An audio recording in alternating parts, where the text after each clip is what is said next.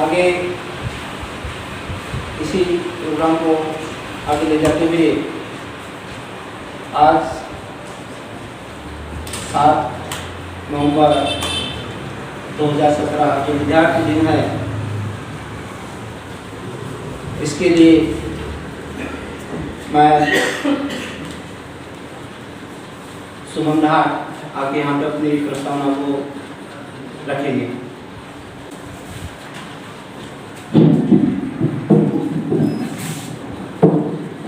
धन्यवाद सर। आज 7 नवंबर विद्यार्थी दिन के उपलक्ष्य पर हम यहाँ सभी एकत्रित हुए हैं। विश्व गुरु तथागत भगवान गौतम बुद्ध, विश्व रत्न डॉक्टर बाबा साहब अम्बेडकर, इनको मेरा त्रिवार वंदन। उपस्थित आज के कार्यक्रम के लिए युवा वर्ग, विचार मंच पर विराजित आज के कार्यक्रम के प्रमुख वक्ता प्रशिक आनंद सर, जो प्रवक्ता है रिपब्लिकन विचार मंच, शुद्धोदन बड़ोनी साहब नहीं आए हैं। उसी प्रकार काजल गोते मैम, जो national network of Buddhist youth activist है। प्रशांत अधव सर, संस्थापक सदस्य इंडियन अलायंस मूवमेंट, वो आज के कार्यक्रम के अध्यक्ष। हमारे मार्गदर्शक आदरणीय रवि डंभारे सर, संस्थापक अम्बेडकराइट बुद्धिस्ट सोसाइटी और इंडियन अलायंस मूवमेंट। इसी प्रकार इस आज के कार्यक्रम के मौके पर प्रोग्राम में उपस्थित इस बाबा साहब अम्बेडकर के विचारधाराओं को मानने वाले आप सभी महानुभाव, आपकी इस उपस्थिति में आज का यह कार्यक्रम हम लोखंडे नगर सुदत्त बुद्ध विहार यहाँ आयोजित किया है। आप यहाँ उपस्थित है, आप सबका मैं तहे दिल से अम्बेडकराइट बुद्धिस्ट सोसाइटी की ओर से स्वागत करता हूँ। और यह 7 नवंबर यह दिन लंबे समय से इसकी मांग आई, चलती आई। इसके बाद जब 27 अक्टूबर 1917 में महाराष्ट्र गवर्नमेंट ने इसे डिक्लेयर कर दिया कि यह विद्यार्थी दिवस आप मनाएं। 7 नवंबर को हर साल हम विद्यार्थी दिवस मनाएं, पर वह 7 नवंबर महाराष्ट्र गवर्नमेंट ने डिक्लेयर तो कर दिया, पर वह सब स्कूल और कॉलेजेस में, पर कॉलेजेस में उसका कुछ भी कभी दिखता नहीं। स्कूल में स्पर्धा परीक्षा के माध्यम से चित्रकला स्पर्धा हो, वक्तृत्व स्पर्धा हो, इस माध्यम से वह चलाते हैं। पर अम्बेडकराइट बुद्धिस्ट सोसाइटी यह सोचती है कि बाबा साहब तो महाराष्ट्र राज्य के नहीं, वह व्यक्ति पूरे विश्व के है, वो सिंबल ऑफ नॉलेज है थे। तो हम क्या महाराष्ट्र में ही विद्यार्थी दिवस मनाएं?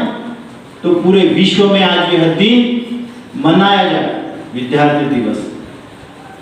2017 से ही हमारे कुछ कार्यकर्ता इसका प्रचार प्रसार करते आ रहे हैं।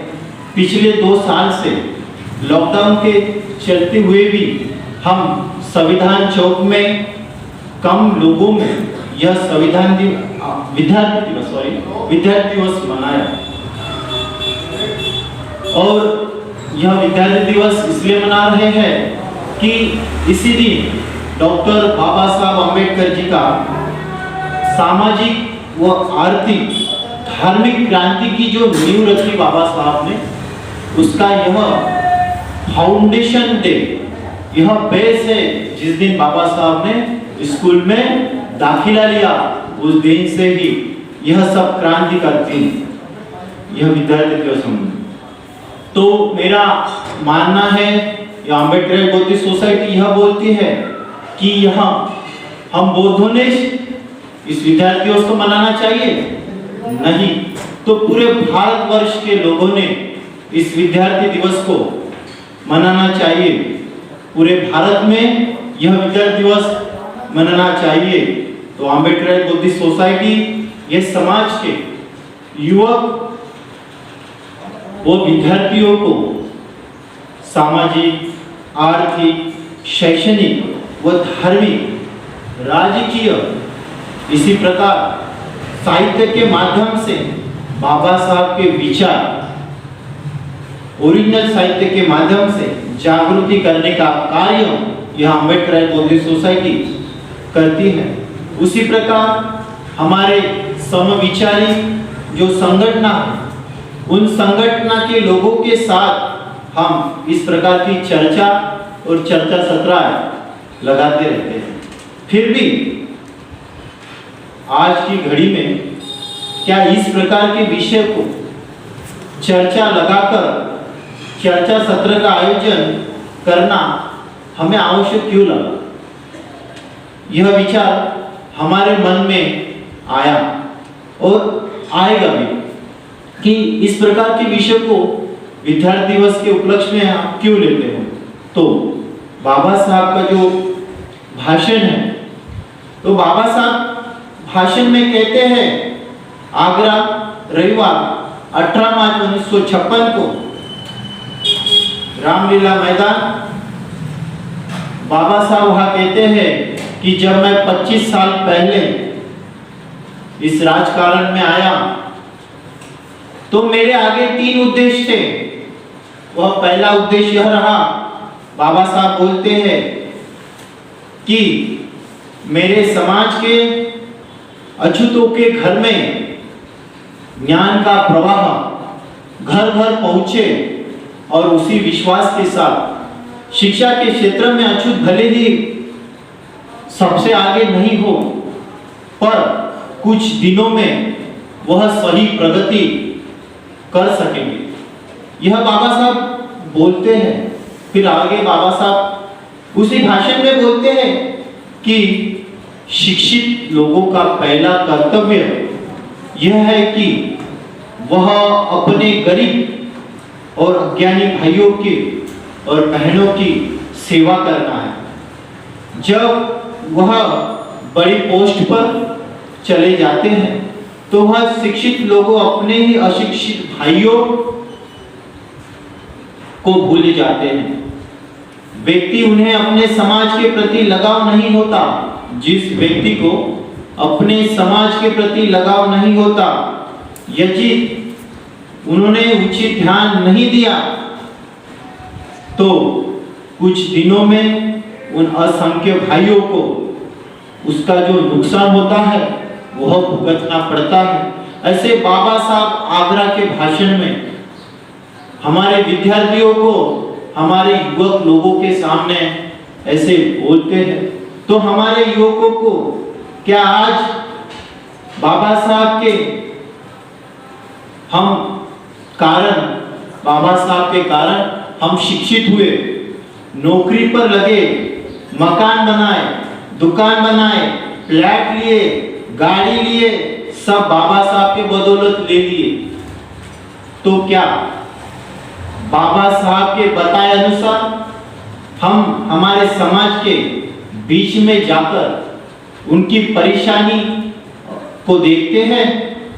बाबा साहब कहते हैं कि जिस समाज में हमारा जन्म हुआ उस समाज का विकास करना हमारा आद्य कर्तव्य है।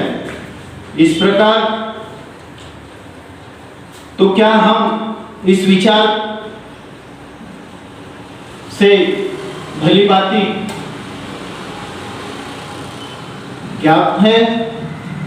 तो आज हमारे बीच यहाँ मंच पर उपस्थित जो वक्ता है वह भी युवा वर्ग के युवा वक्ता है।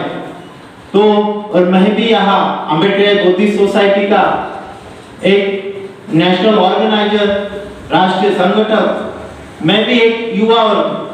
तो क्या मेरी और हमारे इस वक्ताओं की क्या जिम्मेदारी यह बनती है, फिर भी हम जिम्मेदारी बनती है, तो क्या हम अभी यह विषय जो हमने आज के प्रोग्राम में रखा है, तो यह हम सर्वांगीण आंदोलन बाबा साहब के कार्यक्रम से हम युवा वर्ग उदासीन क्यों, यह सवाल फिर भी तैयार होता है। तो फिर भी मैं बाबा साहब के एक और कोटेशन देना चाहता हूँ। बाबा साहब बोलते हैं कि मुझे आज युवा वर्ग से यह कहना है कि आप न्याय हक के लिए हमेशा मरने के द्वार पर तैयार रहना चाहिए। यह बाबा साहब बोलते हैं। तो हम क्या युवा वर्ग की जिम्मेदारी क्या बनती है? तो हमारे युवा वर्ग की जो जिम्मेदारी बनती है, क्या हम अपने समाज के प्रति हमेशा उन्नति के लिए हमें भी तैयार रहना चाहिए। यह हमारी पहली जिम्मेदारी बनती है, क्योंकि यह हमें हमारे बाबा साहब ने बोला है। इसलिए बाबा साहब के विद्यार्थियों को बताते हैं कि अभी यहाँ जो विद्यार्थी हो या युवा वर्ग हो, तो बाबा साहब ने हमें बता दिया है कि हमें युवा वर्ग को क्या करना है। तो बाबा साहब युवा वर्ग और विद्यार्थियों को यह बताते हैं कि वह मोहल्ले मोहल्ले में जाकर लोगों की अज्ञान और झूठी जो मान्यताएं हैं, जिस प्रकार हमारे समाज में आज हमें दिखाई देता है, हम जब विरोध करते हैं तो बोलते कि तुम खूब शायने हो गए क्या, तुम्हें ज्यादा बाबा साहब समझ में आए क्या, तुमसे ज्यादा बाबा साहब हमने पढ़ लिया है। बल्कि वह हमारे विरुद्ध, बाबा साहब के विरुद्ध हिंदू धर्म के संत एवं व्रत वैकल्प के अंदर लगे हुए हैं। फिर भी हमें बताते हैं, फिर भी बाबा साहब विद्यार्थियों को बताते हैं कि वह मोहल्ले मोहल्ले में जाकर लोगों की अज्ञान और झूठी मान्यताओं को दूर करना चाहिए, तो ही अपने पढ़ाई का उपयोग वो फायदा अपने समाज के लोगों को हो। हम हमारे ज्ञान का उपयोग परीक्षा देकर पास होने में नहीं लेना, कि ज्ञान का फायदा हम हमारे समाज के लोगों के जीवन को सुधारना और उनकी प्रगति करने के लिए ज्ञान का उपयोग करना चाहिए। ऐसे बाबा साहब हमें बताते हैं। और हम सब करते वक्त, यह सब करते वक्त बाबा साहब हमें बताते हैं कि यह सब करते वक्त भी वह व्यक्ति शालीनता और शिष्टाचार उसमें होना चाहिए। अगर उसमें यह शालीनता और शिष्टाचार नहीं हो तो वह बोझ दिए जानवर की तरह जानलेवा समाज को समझा जाता है। भली भोली जनता को दावपेच और धोखाधड़ी नहीं आती। भोली जनता को, जो हमारे समाज के जो लोग हैं, भोले लोग हैं, उन्हें यह समझ में नहीं आता, वो भोली रहती है। पर जो शिक्षित व्यक्ति होते हैं उनको वो अवगत होता है, ऐसे बाबा साहब बोलते हैं। तो यह थी मेरी आज के कार्यक्रम की यह प्रस्तावना, और आगे मैं इसी प्रकार बाबा साहब के अनेक विचार जो युवा वर्ग के लिए बाबा साहब ने विद्यार्थियों को दिए हैं, उन्हें मैं बाबा साहब के जो साहित्य में मराठी में है उसे मैं उसी प्रकार मराठी में आपके बीच में रखना चाहता हूँ। जो बाबा साहब ने हमें साहित्य के माध्यम से दिया है, जो हम हमारे आज के युवा लोगों ने उसे पढ़ना चाहिए। बाबा साहब का एजुकेट, एजिटेट एंड ऑर्गनाइज, शिकवा, चेतवा आणि संघटित करा, लोकांना सुशिक्षित करा व त्यांना त्यांच्या हीन अवस्थेबद्दल चीड उत्पन्न करा आणि त्यांची संघटना निर्माण करा। ऐसे बाबा साहब हमें बताते हैं। उसके बाद बाबा साहब आगे बताते हैं की मला म्हाताऱ्यांना सांगण्यापेक्षा तरुणांना सांगायचे आहे की तुम्ही आज न्याय हक्कासाठी मरण्याच्या द्वारी तैयार राहिल्या पाहिजे। उसके बाद बाबा साहब आगे फिर बताते हैं कि विद्यार्थ्यांनी आपल्या विद्यार्थी दशेत विद्या प्राप्त करण्यासाठी कसून झटल्या ही उत्कृष्ट समाधानाची गोष्ट आहे। परंतु त्याचबरोबर या संघटनेच्या कार्याच्याही अंशतः धुरा त्यांनी आपल्या खांद्यावर घेतली पाहिजे। बाबा साहब बताते हैं कि जिस प्रकार आप विद्यार्थावस्था में आप विद्यार्जन करिए, उसके साथ समाज का कार्य भी आप साथ में करिए। उसके बाद बाबा साहब आगे कहते हैं, सार्वजनिक कार्यात कार्यकर्त्यास विशेष विद्या किंवा बुद्धी लागते असे नाही।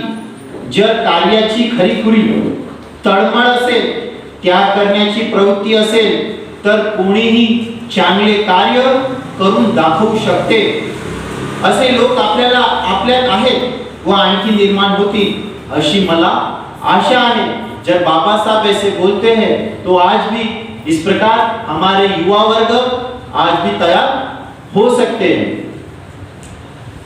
विद्वान कर्तव्यान माणसे नसली तरी चालेल, पण निष्ठेची माणसे हवे। विद्येचा पुतळा मी भरून काढण्याला खंबीर आहे। जो विकला जातो तो विकला जातो, लोभाचा बळी पडतो, त्यांना काही उपयोग नाही। आपल्यावर व भावी पिढीवर येणारे संकट नाहीसे करून पुढचा मार्ग सुकर करने आपले कर्तव्य है। इस प्रकार बाबा साहब युवा वर्ग को बताते हैं। फिर भी हम बाबा साहब के इन विचारों से भली भांति पढ़ते हैं, फिर भी दूर रहते हैं।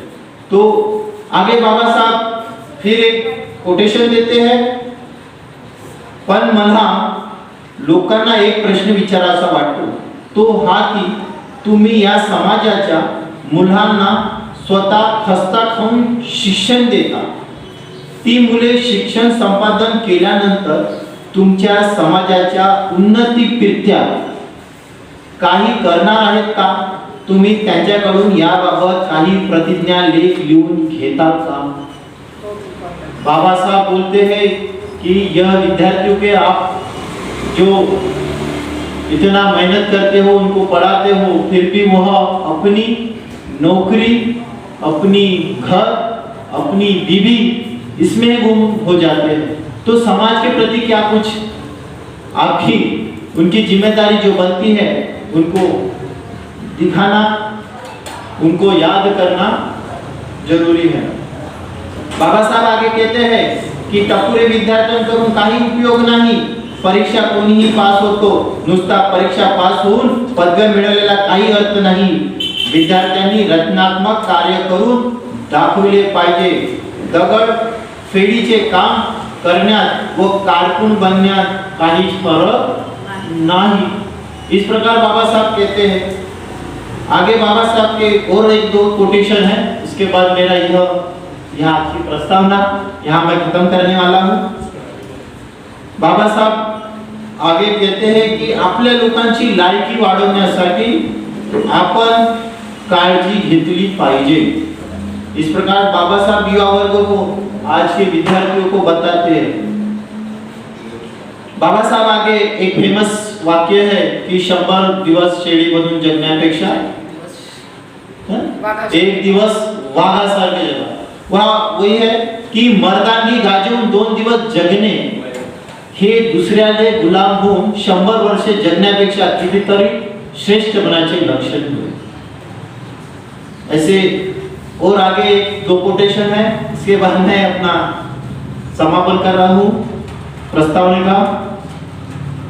जागृती हे जरी समाजाच्या उन्नतीचे मुख्य अंग असले तरी नुसत्या जागृतीचा उपयोग नाही। समाजाच्या उन्नतीकरिता काही विधायक कार्यक्रमाची आवश्यकता आहे। समाजाच्या एखाद्या माणसाने जागृती केली व त्याच्या मरणापर्यंत समाजाला दिशा दाखवणारा दुसरा एखादा कर्तबगार पुरुष निर्माण झाला नाही तर एक खांबी तंबूप्रमाणे समाज मुड़करीस येतो। यह कार्य आज तक चलते आया और आगे इसे बढ़ाने के लिए हमारे युवा वर्ग का यह दायित्व बनता है कि यह बाबा साहब का जो वाक्य है कि जो जागृति हमारे समाज में हमें निर्माण करना है और वह इस कार्य के लिए हमें एक विधायक कार्य की जरूरत है। तो इस प्रकार के अम्बेडकर बौद्धिस्ट सोसाइटी अनेक युवा वर्ग के लिए इस प्रकार के प्रोग्राम का आयोजन करती रहती है। हर जगह हम आयोजन करते रहते हैं। इस प्रकार यह आखिरी का एक कोटेशन देकर मैं यहाँ रुक रहा हूँ। बाबा साहब आगे कहते हैं की सामाजिक कार्याची उमाळ हे फार थोड्याच लोकांना असते। अब युवा वर्ग पे आया है तो उसमें यही है की सामाजिक कार्याची उमाळ फार थोड्या लोकांनाच असतो।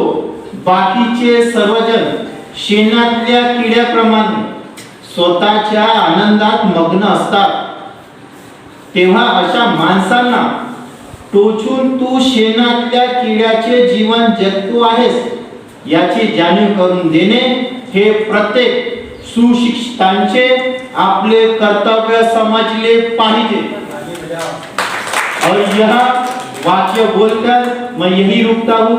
आज के कार्यक्रम का मुझे यहाँ प्रस्तावना रखने का चांस दिया अम्बेडकर बौद्धिस्ट सोसाइटी का मैं तहे दिल से आभार मानता हूँ।